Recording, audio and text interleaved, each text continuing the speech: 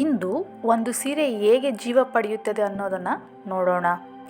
ನೇಯುವ ಪ್ರಕ್ರಿಯೆಯಿಂದ ಆರಂಭಿಸಿ ವಾರ್ಪ್ನಿಂದ ವೆಫ್ಟ್ವರೆಗೆ, ಡಿಸೈನ್ನಿಂದ ಬಾರ್ಡರ್ವರೆಗೆ, ಕೊನೆಯ ಫಿನಿಶಿಂಗ್ ತನಕ. ಇದು ಒಂದು ಕೇವಲ ಪ್ರಕ್ರಿಯೆ ಅಲ್ಲ, ಇದು ಒಂದು ಕಲೆಯ ಪ್ರಯಾಣ. ನಮಸ್ಕಾರ ಸ್ನೇಹಿತರೆ, ಸಾರಿ ಕತೆ ಯೂಟ್ಯೂಬ್ ಚಾನಲ್ಗೆ ಸ್ವಾಗತ. ನಾವು ಲಾಸ್ಟ್ ವಿಡಿಯೋದಲ್ಲಿ ಹ್ಯಾಂಡ್ಲೂಮ್ನಲ್ಲಿ ತಯಾರಾಗುವ ಸೀರೆನ 5 ಹಂತಗಳನ್ನು ನೋಡಿದ್ವಿ. ಅಂದರೆ ಆ 5 ಹಂತಗಳೆಂದರೆ ಮೊದಲನೆಯದು ನಾರು, ಎರಡನೆಯದು ನೂಲು, ಮೂರನೆಯದು ಬಣ್ಣ ಹಾಕೋದು, ನಾಲ್ಕನೆಯದು ವಾರ್ಪಿಂಗ್, ಐದನೇದು ಲೂಮ್ ಸೆಟ್ಟಿಂಗ್. ಅಂದರೆ ಇವು 5 ಹಂತಗಳನ್ನು ನಾವು ನೋಡಿದ್ವಿ. ನಾವು ಇವತ್ತಿನ ಈ ವಿಡಿಯೋದಲ್ಲಿ 6ನೇದು ನೇಯುವ ಪ್ರಕ್ರಿಯೆ, 7ನೇ ಹಂತ ಡಿಸೈನ್ ಮತ್ತು ಬಾರ್ಡರ್, ಕೊನೆಯದಾಗಿ ಫಿನಿಶಿಂಗ್. ಇವತ್ತಿನ ಈ ವಿಡಿಯೋದಲ್ಲಿ ಈ 3 ಹಂತಗಳನ್ನು ನಾವು ನೋಡೋಣ. ಈ ವಿಡಿಯೋದಲ್ಲಿ ಹ್ಯಾಂಡ್ಲೂಮ್ ಸೀರೆ ಹೇಗೆ ಹುಟ್ಟುತ್ತದೆ ಅನ್ನೋದನ್ನು ನೋಡೋಣ. ಹಂತವಾಗಿ ನೋಡ್ತಾ ಹೋಗೋಣ. ನಿಮಗೇನಾದರೂ ಲಾಸ್ಟ್ ವಿಡಿಯೋ ನೋಡಬೇಕು ಅಂತ ಅನಿಸಿದರೆ ಡಿಸ್ಕ್ರಿಪ್ಷನಲ್ಲಿ ಲಿಂಕ್ ಹಾಕಿರ್ತೀನಿ, ನೀವು ಅಲ್ಲೋಗಿ ಚೆಕ್ ಮಾಡ್ಬೋದು. 6ನೆಯ ಹಂತ ನೇಯುವ ಪ್ರಕ್ರಿಯೆ. ನೇಯುವಿಕೆ ಅಂದರೆ 2 ರೀತಿಯ ನೂಲುಗಳನ್ನು ಪರಸ್ಪರ ಜೋಡಿಸುವ ಪ್ರಕ್ರಿಯೆ. ಒಂದು ನೂಲು ಉದ್ದವಾಗಿರ್ತದೆ, ಇದನ್ನು ವಾರ್ಪ್ ಅಂತ ಹೇಳ್ಬಿಟ್ಟು ಕರೀತಾರೆ. ಮತ್ತೊಂದು ನೂಲು ಅಡ್ಡವಾಗಿ ಹೋಗ್ತದೆ, ಇದನ್ನು ವೆಫ್ಟ್ ಅಂತ ಹೇಳ್ಬಿಟ್ಟು ಕರೀತಾರೆ. ಈ 2 ಕ್ರಮಗಳನ್ನು ಜೋಡಿಸಿದಾಗ ಒಂದು ಸುಂದರವಾದ ಬಟ್ಟೆ ಅಥವಾ ಸೀರೆ ರೆಡಿಯಾಗುತ್ತೆ. ಇನ್ನು ನೇಯುವ ಪ್ರಕ್ರಿಯೆ ಹೇಗೆ ಮಾಡ್ತಾರೆ ಅನ್ನೋದನ್ನು ನೋಡೋಣ. ವಾರ್ಪ್ ನೂಲು ಸಿದ್ಧವಾಗಿರ್ತದೆ. ಮೊದಲು ಲೂಮ್ನಲ್ಲಿ ಉದ್ದವಾಗಿ ಆಯಿಸಿದ ನೂಲುಗಳನ್ನು ರೆಡಿ ಇರ್ತವೆ, ಅಂದರೆ ರಿಡ್. ಲಾಸ್ಟ್ ವಿಡಿಯೋದಲ್ಲಿ ನೋಡಿದ್ವಲ್ಲ ರಿಡ್ನಲ್ಲಿ ಇರ್ತವೆ. ಇವು ಸೀರೆಯ ಮೂಲ ಸ್ಟ್ರಕ್ಚರ್ ಆಗಿರ್ತವೆ. ಇದು ತುಂಬ ಇಂಪಾರ್ಟೆಂಟ್. ಇನ್ನು ಪೆಡಲ್ ಒತ್ತುವುದು. ನೇಕಾರರು ಕಾಲಿನಿಂದ ಪೆಡಲ್ ಒತ್ತಾರೆ. ಒತ್ತಿದಾಗ ಕೆಲವು ನೂಲುಗಳು ಮೇಲಕ್ಕೆ ಎತ್ಕೊಳ್ತವೆ, ಕೆಲವು ಕೆಳಕ್ಕೆ ಇಳಿತವೆ. ಇದರಿಂದ ಮಧ್ಯದಲ್ಲಿ ಒಂದು ಜಾಗ ಉಂಟಾಗುತ್ತೆ. ಇದನ್ನು ಶಿಡ್ ಅಂತ ಹೇಳ್ಬಿಟ್ಟು ಕರೀತಾರೆ. ಇನ್ನು ಶಟಲ್ ಎಸೆಯುವುದು. ಈ ಶಿಡ್ ರೆಡಿಯಾಗಿರುತ್ತಲ್ಲ, ಆ ಜಾಗದೊಳಗೆ ಶಟಲನ್ನು ಒಂದು ಬದಿಯಿಂದ ಇನ್ನೊಂದು ಬದಿಗೆ ಎಸಿತಾರೆ. ಈ ಶಟಲ್ ಒಳಗೆ ಬಣ್ಣದ ನೂಲುಗಳು ಇರ್ತವೆ. ನೆಕ್ಸ್ಟ್ ಬಂದುಬಿಟ್ಟು ಬೀಟಿಂಗ್ ಅಂತ ಹೇಳ್ಬಿಡ್ತಾರೆ. ಶಟಲ್ ಹೋದ ನಂತರ ರೆಡ್ ಮೂಲಕ ಗಟ್ಟಿಯಾಗಿ ಹೊತ್ತುತ್ತಾರೆ. ಅಂದರೆ ಈ ರಿಡ್ ಇರುತ್ತಲ್ಲ, ರಿಡ್ನ ಗಟ್ಟಿಯಾಗಿ ಹೊತ್ತುತ್ತಾರೆ. ಇದರಿಂದ ನೂಲುಗಳು ಗಟ್ಟಿಯಾಗಿ ಕುತ್ಕೊಳ್ತವೆ. ಈ ಪ್ರಕ್ರಿಯೆ ಮತ್ತೆ ನಡೀತಾನೇ ಇರುತ್ತೆ. ಪೆಡಲ್ ಒತ್ತುವುದು, ಶಟಲ್ ಎಸೆಯುವುದು, ಮತ್ತೆ ಒತ್ತುವುದು. ಹೀಗೆ ಹಂತವಾಗಿ ಸೀರೆಗಳು ರೆಡಿಯಾಗ್ತಾ ಹೋಗ್ತವೆ. ಇನ್ನು 7ನೇ ಹಂತ ಬಂದುಬಿಟ್ಟು ಡಿಸೈನ್ ಆ್ಯಂಡ್ ಬಾರ್ಡರ್. ಡಿಸೈನ್ ಅಂದ್ರೇನು? ಡಿಸೈನ್ ಅಂದರೆ ಸೀರೆ ಮೇಲೆ ಕಾಣಿಸುವ ಪ್ಯಾಟ್ರನ್ ಅಥವಾ ಆಕೃತಿ ಅಥವಾ ಕಲಾತ್ಮಕ ರೂಪಗಳು. ಇದು ಹೂವಿನ ಪ್ಯಾಟರ್ನ್ ಆಗಿರ್ಬೋದು, ಜ್ಯಾಮಿತಿ ಆಕಾರದಲ್ಲಿರ್ಬೋದು, ಅಥವಾ ಸಾಂಪ್ರದಾಯಿಕವಾಗಿ ಕಲಾಕೃತಿಗಳು ಕೂಡ ಆಗಿರ್ಬೋದು. ಇನ್ನು ಡಿಸೈನ್ ಹೇಗೆ ತಯಾರಿಸ್ತಾರೆ ಅನ್ನೋದನ್ನು ನೋಡೋಣ. ಮೊದಲು ನೂಲುಗಳಿಗೆ ಬಣ್ಣ ಹಚ್ಚಿಸುವ ಹಂತ. ಅಂದರೆ ಮೊದಲು ನೂಲುಗಳಿಗೆ ಬೇಕಾದ ಬಣ್ಣಗಳನ್ನು ಹಚ್ತಾರೆ. ಈ ಪ್ರತಿಯ ಬಣ್ಣ ಹಚ್ಚಿದ ನೂಲುಗಳು ಡಿಸೈನ್ ಭಾಗವನ್ನು ರೂಪಿಸಲು ಬಹಳ ಹೆಲ್ಪ್ ಮಾಡ್ತವೆ. 2ನೇ ಹಂತ ವಾರ್ಪ್ನಲ್ಲಿ ಪ್ಯಾಟ್ರನ್ ಸೆಟ್ ಮಾಡೋದು. ಅಂದರೆ ವಾರ್ಪ್ ಮಾಡ್ತಾರಲ್ಲ, ಆ ಸಮಯದಲ್ಲೇ ಡಿಸೈನ್ ಹೇಗಿರಬೇಕು, ಸ್ಟೈಲ್ ಹೇಗಿರಬೇಕು ಅನ್ನೋದನ್ನು ಯೋಜಿಸಲಾಗ್ತದೆ. ಅಂದರೆ ಯೋಚನೆ ಮಾಡಿರ್ತಾರೆ.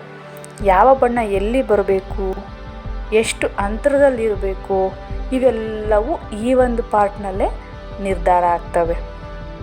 ಇನ್ನು ನೇಯುವ ಡಿಸೈನ್ ನಿರ್ಮಾಣ. ಅಂದರೆ ನೇಯುವಾಗ ನಾವು ಯಾವ ಡಿಸೈನ್ ನಿರ್ಮಾಣ ಮಾಡ್ತೀವಿ ಅನ್ನೋದು. ನೇಯುವ ಸಮಯದಲ್ಲಿ ನೇಕಾರರು ಪೆಡಲ್ ಮತ್ತು ಶಟಲ್ ಬಳಸಿ ಪ್ರತಿ ಹಂತದಲ್ಲೂ ಡಿಸೈನ್ನ ಕಟ್ತಾ ಹೋಗ್ತಾರೆ. ಇದು ತುಂಬ ನಿಖರವಾಗಿರಬೇಕು, ಅಂದರೆ ಪರ್ಫೆಕ್ಟಾಗಿರಬೇಕು. ಹ್ಯಾಂಡ್ಲೂಮ್ ಡಿಸೈನ್ನ ವಿಶೇಷತೆ ಏನು ಗೊತ್ತಾ? ಪ್ರತಿಯೊಂದು ಸೀರೆ ಯುನಿಕ್ ಆಗಿರ್ತದೆ. ಒಂದೇ ಡಿಸೈನ್ ಮತ್ತೆ ಬೇರೆ ಆಗೋದೇ ಇಲ್ಲ. ಅಂದರೆ ಸಣ್ಣ ವ್ಯತ್ಯಾಸಗಳು ಕೂಡ ಕೂಡಿರ್ತದೆ. ಈ ಸಣ್ಣ ವ್ಯತ್ಯಾಸಗಳೇ ಅದರ ಸೌಂದರ್ಯವನ್ನು ಹೆಚ್ಚಾಗಿ ಮಾಡ್ತವೆ. ನೆಕ್ಸ್ಟ್ ಬಂದುಬಿಟ್ಟು 8ನೇ ಪಾರ್ಟ್ ಬಾರ್ಡ್ರ್ ಅಂದ್ರೇನು? ಬಾರ್ಡ್ರ್ ಅಂದರೆ ಸೀರೆಯ ಅಂಚು ಭಾಗ. ಅದು ಸೀರೆಯ ಎರಡೂ ಬದಿಲೂ ಇರ್ತದೆ. ಇದು ಸೀರೆಯ ಫ್ರೇಮ್ ಆಗಿರುತ್ತೆ. ಇನ್ನು ಬಾರ್ಡರ್ ಯಾಕೆ ಮುಖ್ಯಪ್ಪ ಅಂದರೆ ಒಂದು ಬಾರ್ಡ್ರ್ ಸೀರೆ ಲುಕ್ಕನ್ನು ಸಂಪೂರ್ಣವಾಗಿ ಬದಲಾಯಿಸ್ಬಿಡ್ತದೆ, ಅಂದರೆ ಚೇಂಜೇ ಮಾಡಿಬಿಡ್ತದೆ. ಅಷ್ಟು ಚೆನ್ನಾಗಿ ಕಾಣಿಸುತ್ತೆ. ಸರಳ ಸೀರೆ ಕೂಡ ಇದ್ರೂ ಪರವಾಗಿಲ್ಲ ಅಥವಾ ಲಕ್ಸುರಿಯಸ್ ಸೀರೆ ಇದ್ರೂ ಪರವಾಗಿಲ್ಲ, ಒಳ್ಳೆ ಬಾರ್ಡ್ರ್ ಇದ್ದರೆ ಸೂಪರಾಗಿ ಲುಕ್ ಕೊಡುತ್ತೆ.